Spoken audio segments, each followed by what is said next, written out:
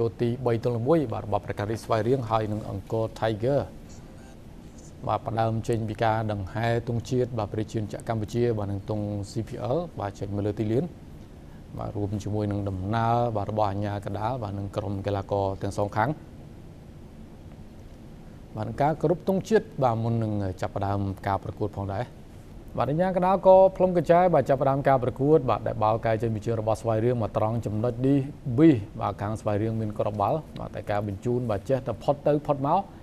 បាទធ្វើឲ្យខ្សែការពារបាទរបស់អង្គរ Tiger បាទរៀបចំមកទម្រង់ការពារបានហើយបាទមុនរតនៈត្រង់ចំណុចនេះបាទសុទ្ធមួយជើងស្ដាំបាទប៉ុន្តែចំនឹងបង្គោលទីបាទការបញ្ជូនបាទពី Patrick បាទមុនរតនៈបាទទប់មួយហើយក៏សុទ្ធយកតែម្ដងបាទប៉ុន្តែនេះបាទគឺចំនឹងបង្គោលទីបាទក្រោយមកទៀតឱកាសរបស់ក្រុមប្រកាន់រីស្វាយរៀងបាទតាមរយៈបាល់ជ្រុងបាទយិនសូស៊ីដានលើកបំរុងបញ្ចូលទីតែម្ដងប៉ុន្តែ Makurita មកអ្នកចាំទីបាទគឺសហការគ្នាបាទក្នុងការរៀបរៀងបាល់នេះត្រឡប់មកចំណុចនេះបាទគឺការរកគ្រាប់បាល់បានមួយគ្រាប់បាទជាការបញ្ជូនពី Michelin បាទស្លាកខាងឆ្វេងល្អមែនទែនបាទកាត់ចូលតំបន់គុណថ្នាក់ទៅឲ្យ Makurita បាទដែលទាត់បាល់បញ្ចូលទីបាទនៅនាទីទី20បាទនាំមុខលើប្រកាន់រីស្វាយរៀងបាទ1-0មុននៅក្នុងវគ្គទី1បាទបញ្ជូនមកបាទត្រង់ចំណុចនេះល្អមែនទែនបាទពី Michelin បាទអ្នកចាំទីបាទវរៈតារានៅស៊ឺវិសាលសុទ្ធសឹងតែស្ទើរជើងបាទស្ទើរដៃក្នុងការសង្គ្រោះបាល់នេះ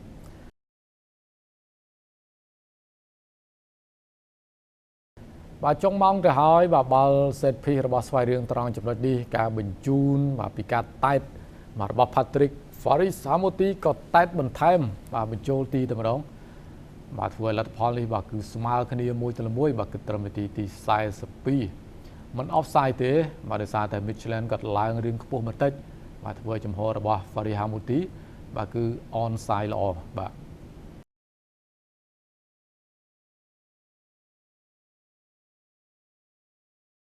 ាទទៅត្រង់ចំណុចនេះហើយដែលមិនរតនៈបាទញាក់ចោះញាក់ឡើងក៏បញ្ជូនមកល្មមឲ្យពេលប្រាខ្វាមេបាទតែបញ្ចូលទីបាទនៅមុខ2-1វិញម្ដងបាទទៅលើអង្គរ Tiger បាទនាទី63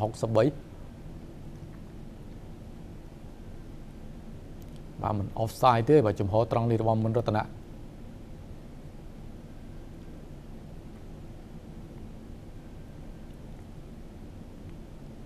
បាទរូបភាពបាទនៃការបញ្ជូនបាទនឹងកាត់តែតបាទរបស់ពេលប្រាខ្វាមេបាទ2-1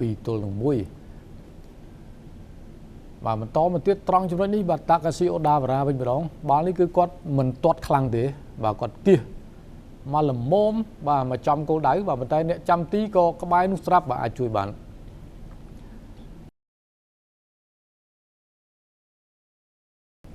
បាទហើយនាទី89បាទត្រង់ចំណុចនេះបាទមួយគ្រាប់ទៀតកើតឡើងបាទ3-1បាទពីក្រុមបាល់ទាត់ស្វាយរៀងបាទនាំមុខទៅលើអង្គរ Tiger បាទក្បាច់ទាកប៉ាឆាក្តៅបាទរបស់ពេលប្រាខ្វាមេបាទអបហកក្របបាល់ទី3បាទសុទ្ធមកស្រាលល្មម